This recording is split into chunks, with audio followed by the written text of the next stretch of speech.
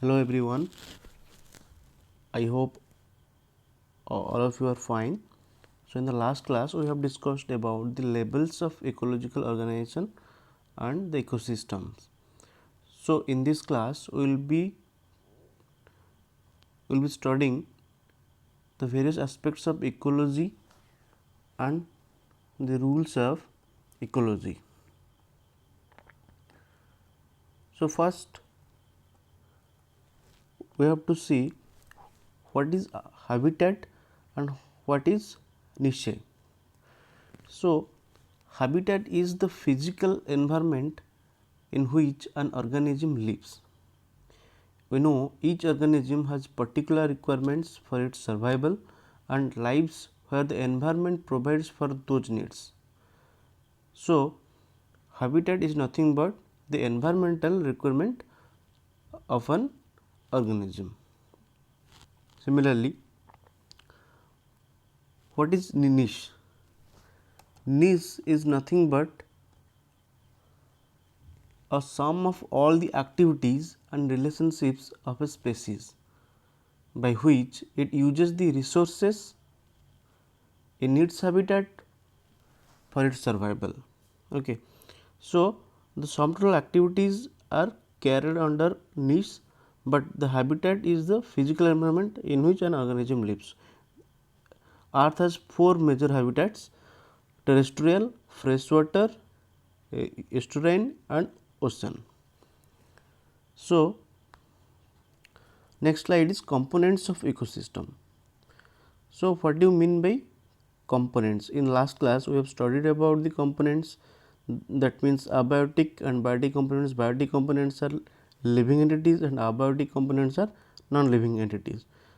So, in this slide components have been divided into two parts, abiotic and biotic.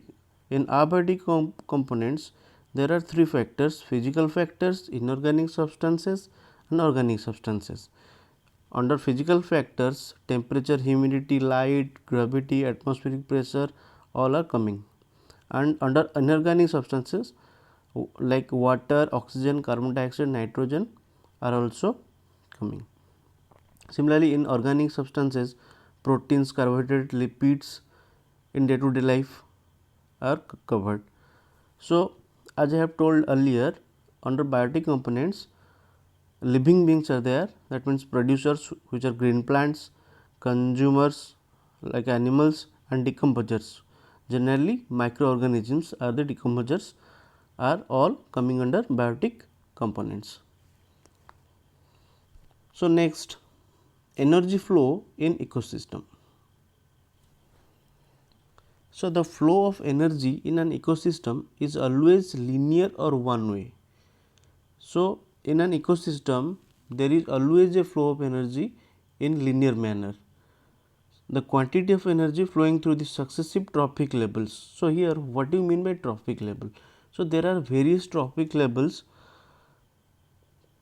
like autotroph, herbivore, carnivore, omnivore and decomposer.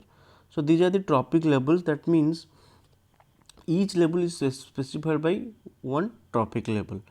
So, the successive trophic levels decreases as shown by the reduced size of the boxes in figure. Okay. So, in first autotroph, let us say the energy level is 10,000 kilocalorie. So, it is reduced by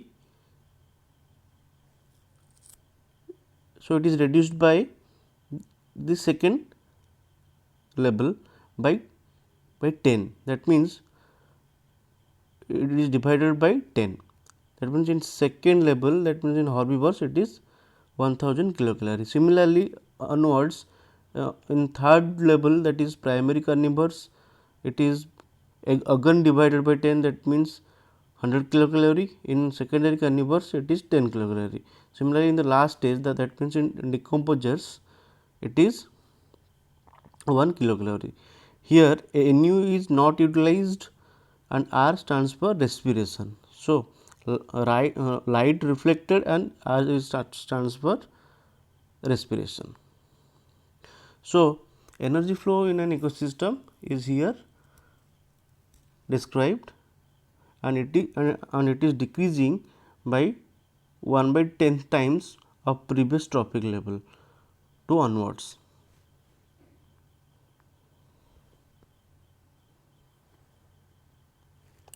So, next comes to food chain. So, what do you mean by food chain? It is nothing but transfer of food energy from green plants through a series of organisms with repeated eating and being eaten is called food chain. So, it is the transfer of food energy from green plants to the last trophic level, that may be your decomposer, that may be your carnivore. So, an example has been cited above here.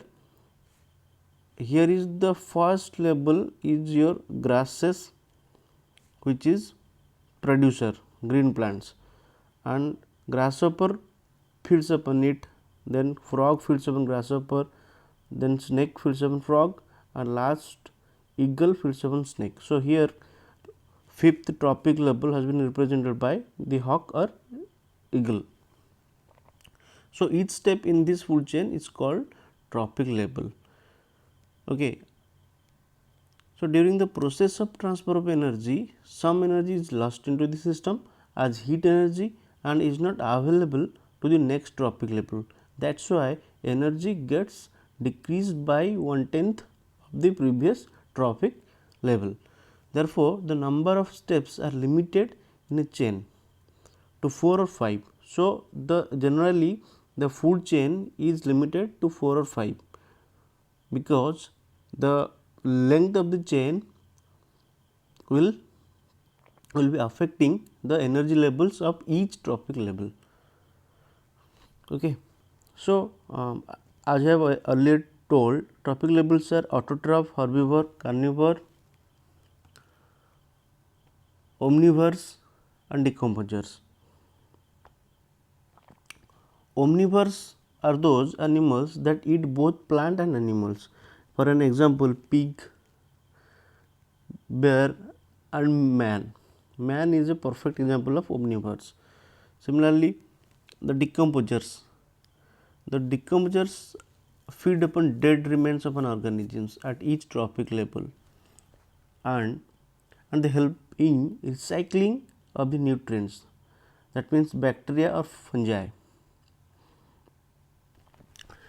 There are two food chains, one is your grazing food chains and another is your detritus food chain. In grazing food chains, what occurs? The green plants that make food for herbivores and herbivores in turn for the carnivores. That means, in grazing food chain, the first level is represented by the green plants and the last level is represented by the carnivore. So, here your food chain restricts to 4 or 5 trophic levels. But in second one, that means detritus food chains, that start from the dead organic matter to the detrivore organisms, which in turn make food for protozoan or carnivores, etc. So, in an ecosystem, the two chains are interconnected and make Y-shaped food chain. One is your producers to herbivores and to carnivores, and in second one, that means in detritus food chains, producers, detritus feeders and carnivores. So, you have to look after these two food chains and remember accordingly.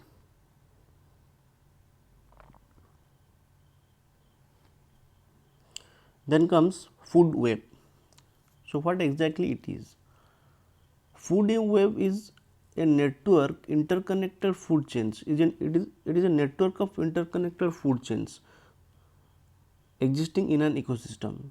So, when there are many food chains existing in an ecosystem, then it is interconnected by a thread, that means a web, like a spider web.